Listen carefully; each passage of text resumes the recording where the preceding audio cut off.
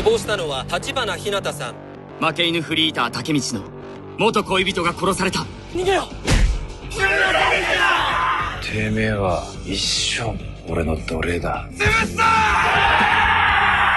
俺がヒナを守るよ。分かってるよ、俺の人生クソだって。だったら頑張って。それで10年後も私と一緒に。俺強い相手に平気で喧嘩挑んじゃうし。俺はずっとあの頃見て。東京リベンジャーズ。これは俺の人生のリベンジだ。 Halo teman-teman, bagaimana kabarnya? Hutang lunas, kalau belum tambahin dong. Maksudnya lunasin dong. Akhirnya trailer dari film Tokyo Revengers yang kita tunggu-tunggu telah resmi dirilis. Setelah menonton trailernya yang keren dan sangat menjanjikan, rasanya akan seru kalau kita membedah trailer dari Tokyo Revengers tersebut secara lebih detail dan lebih mendalam. Oke, langsung saja, siapkan diri kalian, lupakan desahan mantan, dan mari kita baku gotong royong.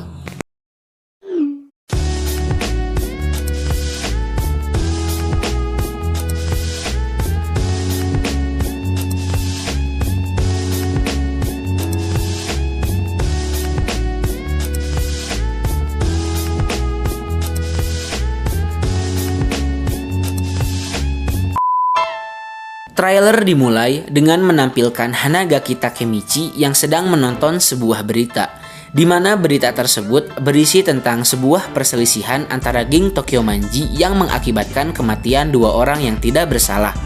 Mereka adalah kakak beradik bernama Tachibana Hinata dan Tachibana Naoto. Maju ke adegan selanjutnya di mana terlihat Hanagaki berbaring, yang kemungkinan hal itu dikarenakan Takemichi terkejut setelah mendengar berita tersebut.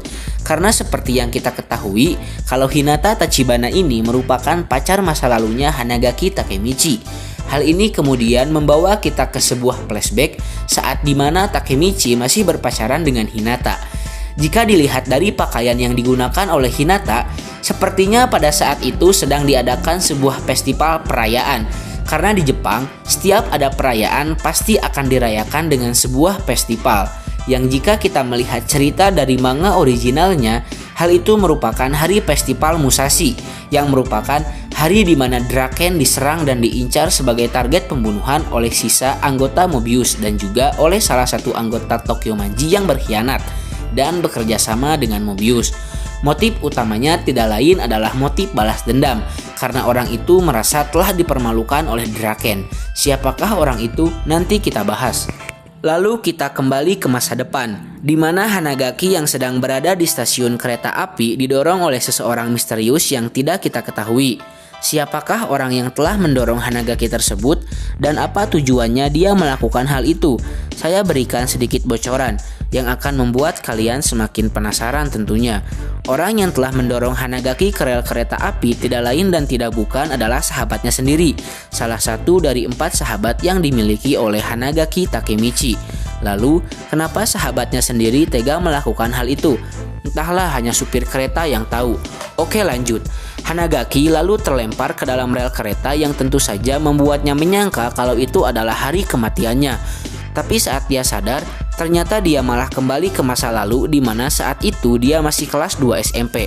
Di situ dia juga bertemu dengan 2 sahabatnya yaitu Akun dan juga Yamagishi yang menegur Hanagaki Takemichi karena dia bertingkah aneh dan teriak-teriak di stasiun.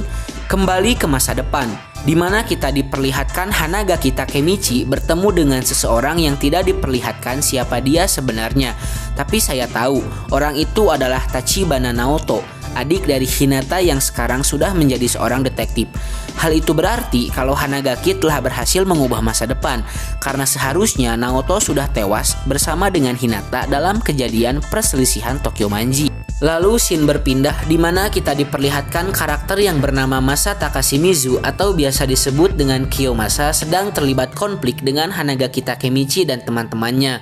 Jika dilihat dari raut wajah mereka, tim Hanagaki sudah jelas ketakutan dan terintimidasi oleh Kiyomasa. Melihat kalau mereka tidak punya kesempatan untuk menang, Hanagaki mengajak Akun untuk pergi dari tempat itu, tapi sepertinya Akun menolak hal tersebut dan memilih untuk melawan, yang mengakibatkan mereka semua dihajar habis-habisan oleh Kiyomasa. Lalu setelah babak belur, mereka semua lalu meminta maaf kepada Kiyomasa karena telah mencari masalah dengannya. Hingga pada akhirnya mereka semua berakhir menjadi budaknya Kiyomasa yang juga merupakan salah satu anggota dari Tokyo Manji. Mengetahui hal tersebut, sepertinya Hanagaki bertanya kepada Kiyomasa tentang ketua Tokyo Manji yaitu Sano Manjiro. Hal itu sepertinya membuat Kiyomasa terganggu, sehingga Hanagaki harus menerima siksaan yang kedua dari Kiyomasa. Dan Kiyomasa juga mengancam Hanagaki agar tidak membahas lagi tentang Sano Manjiro di hadapannya. Setelah itu kita melihat Hanagaki Takemichi yang sedang berjalan sendirian dengan kondisi wajah yang sangat babak belur. Hanagaki berniat untuk pergi ke rumahnya Hinata karena dia penasaran dan sangat ingin bertemu dengan pacar masa lalunya tersebut. Kemudian mereka bertemu. Melihat sikap Hinata yang sangat perhatian dan sangat mencintai Hanagaki Takemichi, sejak saat itulah dia memutuskan untuk berhenti menjadi seorang pecundang yang terus-terusan lari dari masalah demi mengubah masa depan dan menyelamatkan orang yang sangat dicintainya yaitu Hinata Tachibana. Setelah itu kita melihat Naoto yang terlihat memaksa Takemichi untuk kembali ke masa lalu dan meminta Takemichi supaya dia bisa masuk ke dalam geng Tokyo Manji agar Takemichi bisa mengubah Tokyo Manji supaya tidak menjadi geng yang jahat seperti masa sekarang, dengan cara mencegah sang ketua Sano Manjiro untuk tidak bertemu dengan Kisaki Teta. Karena dalang sebenarnya yang membuat Tokyo Manji berubah adalah dirinya, Kisaki Teta. Nah, yang ditunggu-tunggu pun akhirnya tiba. Kita diperlihatkan geng Tokyo Manji yang sedang melakukan rapat di markas mereka.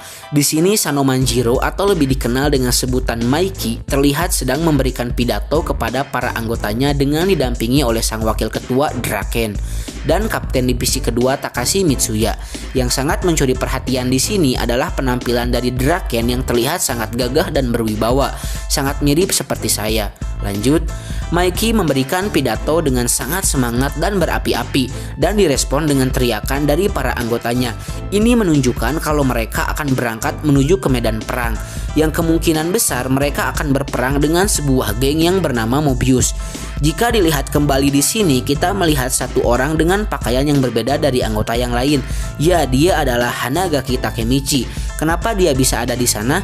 Kemungkinan besar Hanagaki Takemichi bisa ada di sana karena dia telah berhasil mendapatkan hati dari Maiki dan juga Draken. Lalu scene berganti, di mana Takemichi terlihat sedang mencoba menahan Draken yang sepertinya ingin melakukan sesuatu kepada Hinata Tachibana.